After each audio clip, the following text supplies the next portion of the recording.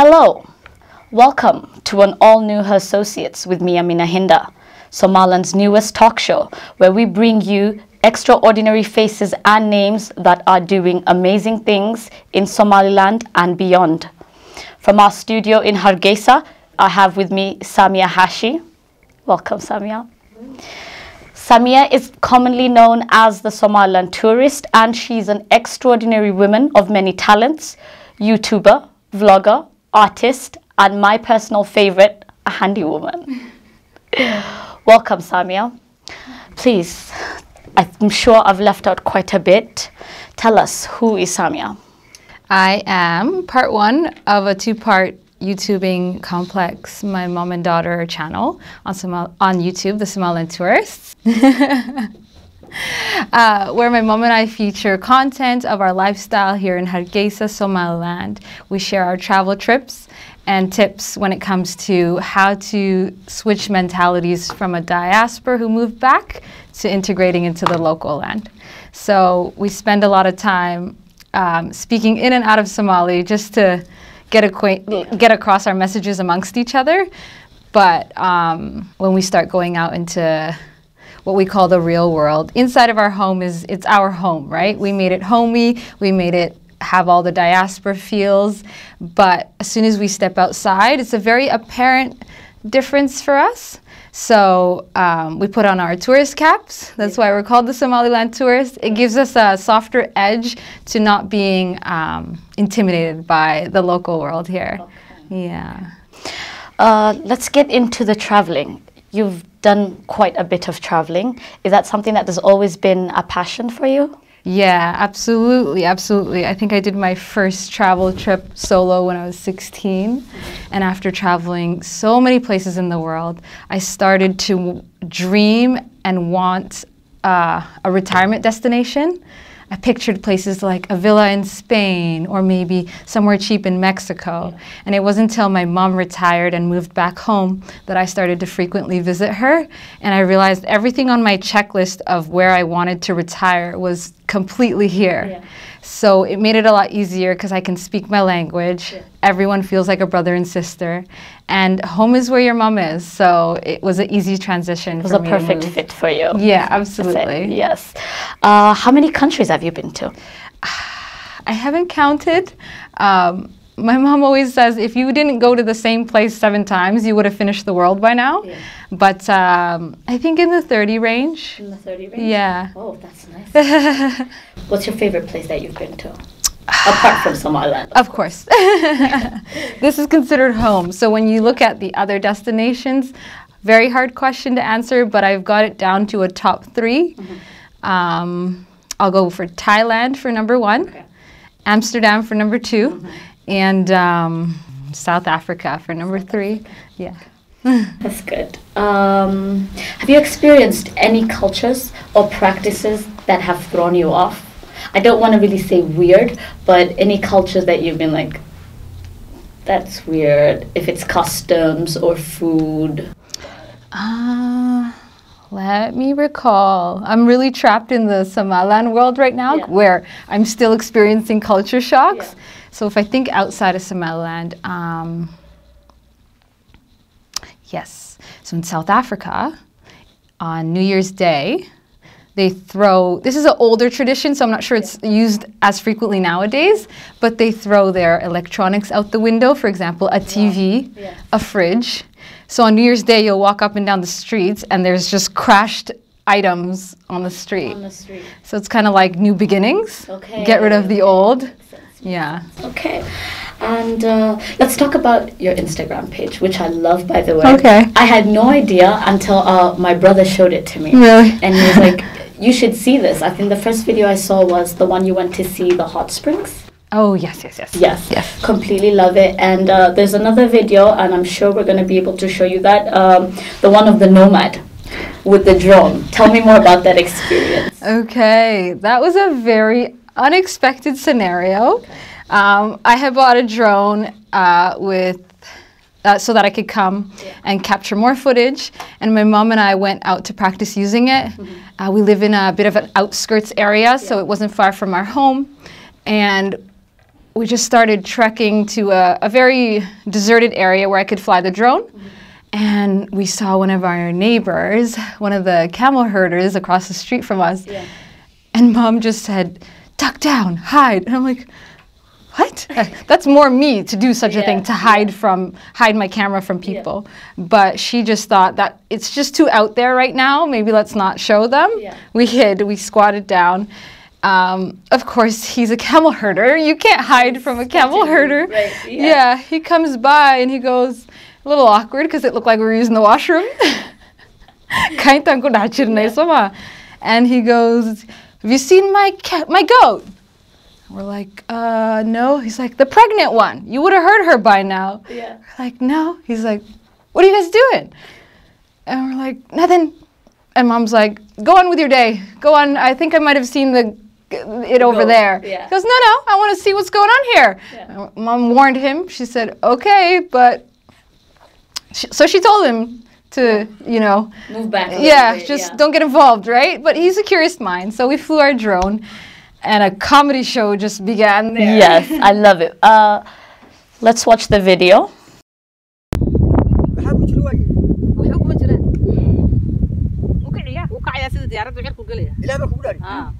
I am still dying at this footage. Like, when I say nomad, I use it not at all lightly. This guy goes and walks for 2 weeks with his camels to go get water and comes back. He's the most OG of characters. So for him to stop by, it's just priceless. Every time I speak English, he hates it. Ow, stuck to a cactus again. That was so much fun. We were trying to hide from everyone with the drone. Yeah, he's totally coming there. Sit down. He already saw me. And then he was looking for his pregnant goat. His pregnant goat went hiding somewhere. We thought he wouldn't come because we saw his camels go the other direction. Turns out he made a pit stop here and just watched the drone. His commentary is beyond. I'll try and translate it, but it's jokes.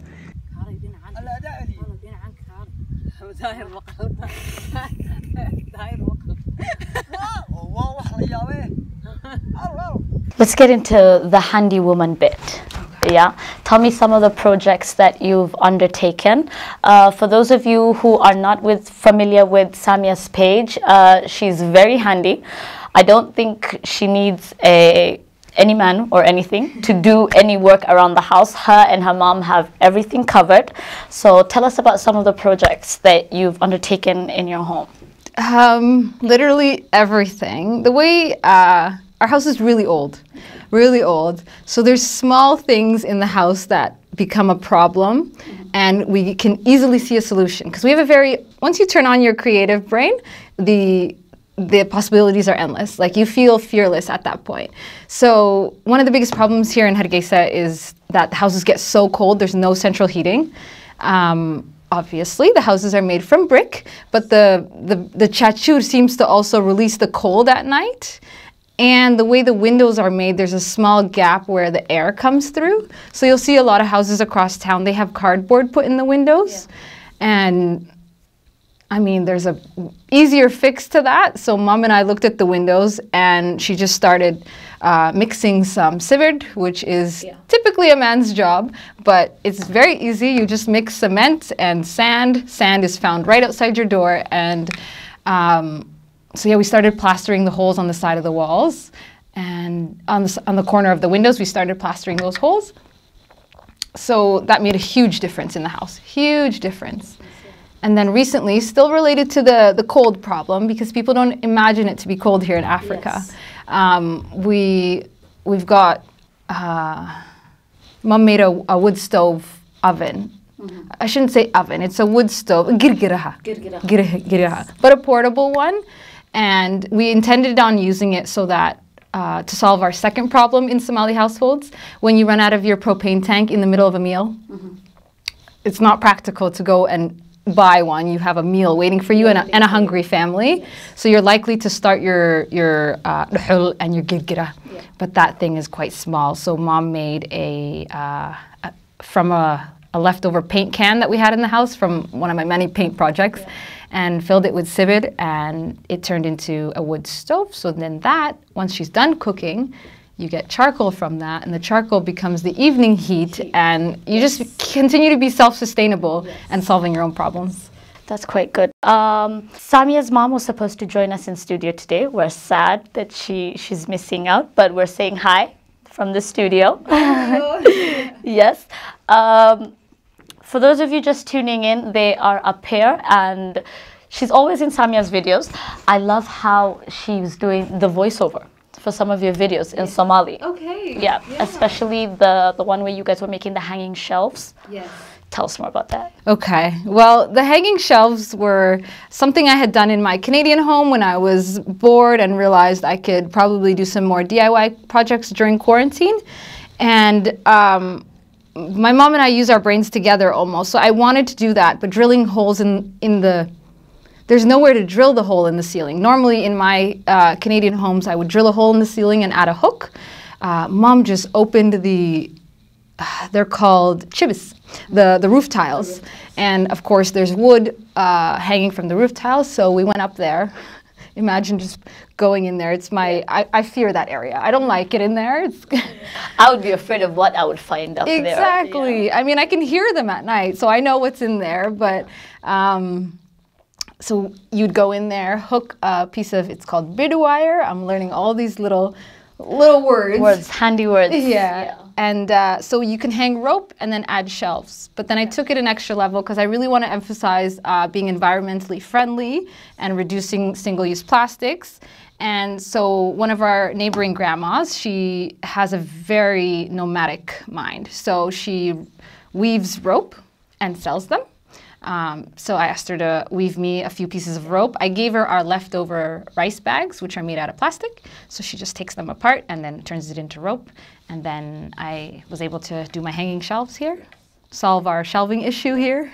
Very environmentally conscious, yes. Is the environment something that you're passionate about? Yes, extremely, extremely.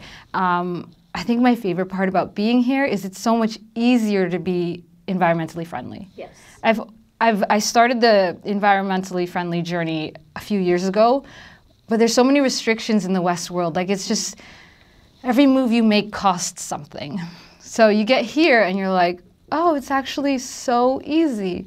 Yeah. For example, people complain about garbage disposal, visitors who come to Somaliland. But if you live here, you start to realize you don't accumulate enough garbage for there to be a garbage disposal system. There's no need for that.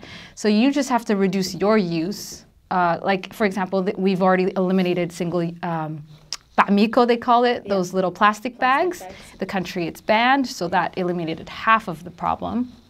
But we still have a lot of the plastic bags circulating around the city and around the country in general. Yeah, it's unfortunate. It's really hard to teach an old dog new tricks, to say the least. But I remember when I first landed in 2015, and my first image of Somaliland was those plastic bags stuck on the thorn bushes. Yeah. And someone made a joke, Kaftam is really good here. It's really fun. But they go, yeah, you didn't know what Alanka Somaliland. Oh. Not the best kaftan, but I get what they're coming from. But since 2015 to now, if you drive down the roads, it's significantly different. Significantly reduced, reduced, and I think that's a good thing. Do you think that if today we were, maybe because I'm also passionate about the environment, right? If we were to try and create awareness on environment conservatism or conserving the environment, what do you think would be the response that we would get from people? I already know it would be, get out of here. Yeah. But what I like about our people is, if there's resistance at first, there's still a lead by an example works very well. Yeah. So if we just are persistent with what we're showing them, it'll slowly seep into the reality of what needs to be done here. Yeah, they already know it's an issue. Goat herding is a huge livelihood here. When a goat eats a piece of plastic, that's it for that goat. Yeah. And they're out there, they're roaming the streets, they're eating what they can find. That's what they can find. Yeah, so I think if we just continue to push the image towards them and put it more on the big screens, it'll get there, a few years. Mm-hmm. Do you have any advice for the young girls and young females here in Somaliland who would want to maybe take the path that you have taken? Yeah. Also, because I don't think my personal experience, right? I was going to Berbera a couple of months ago, and I had my camera out. So every time, stop, snap something, and I didn't get the reception I was hoping for with some people. Did like, so is that something that you've experienced, and do you have any advice for people who want to go the vlogging way? Absolutely. I have felt the same resistance. I see the same resistance, and I see the difference. So when you go online and you search other vloggers who are male, if you watch them, when they put their camera in front of someone, the initial response from our people is, "Warnagada." Yeah. They always want you to stop. But if you hit them with the right kaftan, yeah, and if you're a boy and you can kind of shake them off, yeah, and push past it, they're more than willing to be a part of, yeah, the picture. But for us, I think as female, we get intimidated by that first thing. So my absolute advice, which I got from my mom and this chain of beautiful women in my family, starting from grandma, yeah, mashallah, is deg lomat digo. All right, girls, deg lomat digo. Literally, your ear, do not even open your ear to that. Push past it as they do. Because as soon as you push past that first little, they don't mind. We just got to get a bit more street, stubborn, should we say? Yeah, stubborn, yeah, and a bit more witty, yeah, and join the kaftan, and then you can push past that little barrier. Okay. We're having a first break. Stay tuned. Let's see you after the break. Welcome to CBA, Somaliland's only bilingual TV station, where professionalism and expertise come together to bring you real news in real time. This is CBA TV special program. My name is Ajara Ahmed Tijani.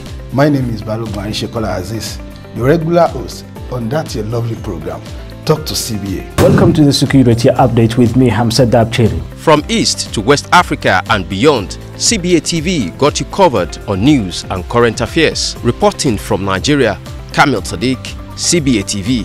You're watching us live from our headquarters in Hargeisa, and this is CBA Sports with me, Abdiaziz Guled. This is Young Afrique on CBA TV with me, Prince Hamza Mohammed. Welcome to a new episode of our show Islam in Context. This is me, Ahmed Abduhab. My name is Amina Hinda, and you're tuned into CBA TV.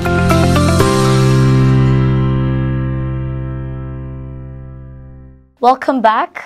For those of you who are just tuning in, I am in the studio today with the Somaliland tourist, Samia. Samia runs a YouTube channel with her mother who's always in her YouTube channels, and also a very beautiful Instagram page.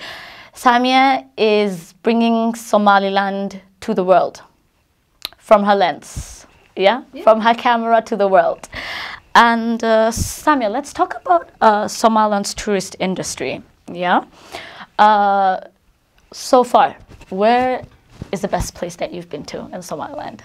What's your favorite place? I would like to say the one I most recently visited, which was the waterfall, yeah, where we had hiked to, but my heart will always be at Biakulwa in Berbera, the hot springs. Okay, let's take a look at the video, a little snippet of that video.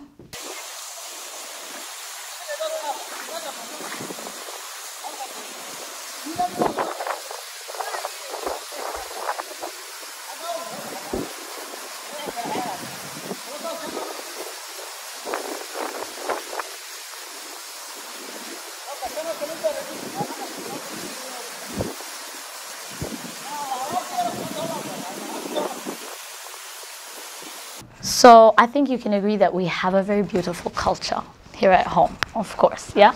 And a country that has so many hidden gems that you are slowly discovering one by one. And what is your opinion on us monetizing some of these sites? Like, let's take the La Scale site, for example, which has so much historical context and so much importance. What do you think about us monetizing sites like that to create funds for as well as building our tourism sector? I absolutely, it's a necessity. There's no reason to not monetize it. Yeah. Our people have money. Our diaspora, our Somali diaspora sends billions into this country. That means they're coming to tour. That means that a small monetization on a tourist site, that shouldn't be something that they to pay. I would really love to see that monetization goes towards the area itself. For example, Biokule, the access to climb up there, you essentially have to climb walls to get up there. And it's meant for elderly to go and cure their different arthritises and things like that. So they can't climb. There's no reason that place shouldn't have stairs. And if you're going to visit and you pay a small surcharge to visit, that should go directly towards first the infrastructure of that destination. After that, it should go to the surrounding villages who have been maintaining that area. And it's something I would really like to see. I love that you can come to this country and everything about it is free. You feel free the minute you arrive. And you feel free touring around and checking places out. But you see every other country in the world has a national park, has a surcharge to enter. There's no reason we can't do that. There's no reason our people should be upset to pay it. And I think that's something we could work towards. Where do you see our tourism industry in the next 10 years? And especially if we take steps now, the steps that we've been talking about towards preservation and towards taking care, basically, of the gems and the facilities that we have. 10 years is even too much, I would say. If we start now, in the next 4.5 years, we could have fully landmarked destinations, pathways. They don't even have to be roads, as long as there's traction on the ground that you can see that people have gone there. We would just be a hit. You have to remember there's a huge generation out there younger than us, and they need to come see their land. And if they come, and they're a lot less tolerant to what we're tolerant of, and then our generations before us, they can handle anything, mom-wise, that generation. They're the hardcore ones. They're the hardcore ones, nothing bothers them. Us, we still have that little bit of, there should be a road here. There should be a washroom here. So you could imagine the ones after us, when you ask them to go squat over there, just imagine their reaction. Oh my God, no. Yes, that's something they're not gonna have. Yeah, so if we work towards it now, it'll be a lot more inviting for the generations after us. And yeah, that's what I'd like to see. A place that's a lot more easier for our younger generation to integrate into when they come. When people bring their kids here, families, when they travel, especially from North America, it's like a once-in-a-lifetime trip. It's extremely expensive to bring your entire family. If you do, you want to give your kids the best tour. You don't want them to just stay in a house, only see La Scale, only go to Berbera Beach. There's so much more out there. And if they could just be landmarks and organized day trips, that would just make a huge difference. Is this something that you believe should be more targeted towards our government, or is it something that a private entity should take up? I think my favorite thing about this country is their do-it-themselves mentality, partnered with the support of the government. So I'd like to see it be two parts. I'd like to see it be the people of the land stating their opinions and voicing what they want, and the government supporting it. And our diaspora coming in to help fund it, because you really have to understand how much the diaspora is doing for the country. It just needs to be funneled to the right channels. To the right channels, exactly. What would you say, what title would you give yourself? What do you do? Somebody asked Samuel, what is it that you do? I live. Because you can't put labels on what you do. Yeah. Because you'll subconsciously trick your mind into thinking that's what I need to focus on. Yeah. So I'm a very free spirit. I like to do all categories of things, and I just like to absorb everything in my vicinity. And then if it turns into me being a Rinjila, I'm okay with that. Yes. Okay. Let's talk about the vlogging, and basically because to some extent now you've with the amount of followers you have and the amount of people who watch your videos, you know, educational apart from just being entertaining, you know, for those people who would never have imagined, Somali or non-Somali, that Somaliland would be like this or turn out to be like this. You're giving them basically front row seats, if I must say, into like an in-depth look, you know, into Somaliland. And is this something that you think is important in the sense of us gaining recognition on the road to recognition? Absolutely. One of the main reasons I made my channel what it is because my main audience, which was just my friend group on Instagram, growing up in Canada, I have a huge multicultural collection of friends. Yeah. None of which have heard of Somaliland. Yeah. So just on my little trips here, I would post, and they would often ask Somaliland, like question mark, yeah. And I would have to give them a big long spiel of the difference. Yeah.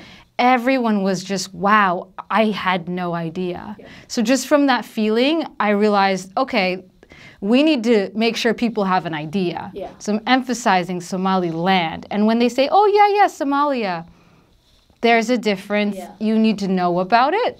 And once they do know about it, they've never heard about it. Yeah. So a huge part of my channel, and which is why I very much cater to English speaking, is to make sure Somaliland is a common country. It's a country that's name is heard of. It's heard of, yeah. Right. And not just, and which, back to the English speaking bit, because we're trying to put Somaliland on the map. Yes. So if you only stick to Somali, and then you're limiting your audience. It's a huge limitation. Yeah. Somalis know about Somaliland. Mm-hmm. So for me to speak Somali to my Somali audience about Somaliland, I'm in a bubble. Yeah. I'm not getting out of it. Right now I have a number of comments on my page. There's someone in Spain who wrote, wow, I've never heard of this country. And there's someone in California who comments all the time and says, I'm learning so much of a place I've never heard of. Mm-hmm. And then there's the younger generation of Somali diaspora who they may just be hearing it because their parents are watching it on the big screen and they're in the living room, and at least they can recognize the difference. Because I remember growing up in Canada, I would just say I'm from Somalia. Yeah. Because you can't even start the conversation of Somaliland. They're barely understanding Somalia. So I don't like that anymore, and I want it to be a recognized name, a household name. A household name, yeah. Personally, I feel like all my friends that I grew up with, I made it my mission to Somaliland. Somebody goes, Somalia? No, Somaliland. And then I go, okay, here. This is the whole history, and I'd go into a history lesson. So if I'd meet somebody who didn't know me, and because I used to have the band on my hand, and they'd go, oh, what country is that? What country is that? It looks what? It looks Italian? No. Actually, it's Somaliland. And my friends would go, and they go, Somalia? And my friends would go, oh no, you got her started now. There you go. That's amazing. You know? It's so patriotic. Yeah. So, what would you say to the people who have watched your videos, inspired by your videos, and are thinking of putting Somaliland on their bucket lists? What would I say to them? Yeah. What advice would you give them?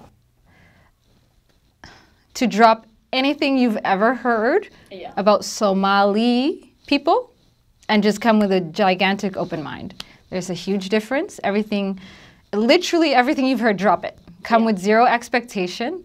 One of my friends, my coworker, came only because of my YouTube channel, and she just sat and observed everything. She sat and observed, and she just thought, this is nothing like, when I told people I'm coming to Somalia, they all told me to stop. Don't board that plane. Don't go. But I had to emphasize that it's Somaliland. So for anyone who wants to come visit, Somali or not Somali, it's the biggest open door policy. It's so welcoming. Kusod Nawada. If you're English speaking, don't worry. There's a huge, everyone speaks English here. You can pull it out of them if you need to. The diaspora base is huge. So it's an easy country to start touring around. So I want to start a little tradition, say, okay, for the show. And Samia is going to be, well, she's going to be the first trier. And you're stuck on a remote island. You've probably heard this one before. What are the 3 things that you have to have with you? That I most likely already have on me? Not that I would want in a scenario. Okay, that I most likely already have on me. My phone. Because I document everything. So it's not far from me. It's always on airplane mode, so it's not that I need it to help me in a scenario. I just need it for documentation. My shoes. But not any shoe. It's that one shoe that I could wear for 72 hours straight and will not bother me. If my feet are bothered, I am bothered. Cream, hand cream. Hand cream? Oh my God, my hand cream is also very important to me. There's nothing more uncomfortable than that. Moisturize, moisturize, moisturize. Okay, that's all for this episode, guys. Thank you for staying tuned. Our guest today, the lovely Samia, the Somaliland tourist. Check out her YouTube and her Instagram pages. She is doing amazing things. Thank you so much for coming, Walalo. Thank you so much. It's been a pleasure. It's been a pleasure. Until next time, my name is Amina Hinda, and you're tuned to CBA TV.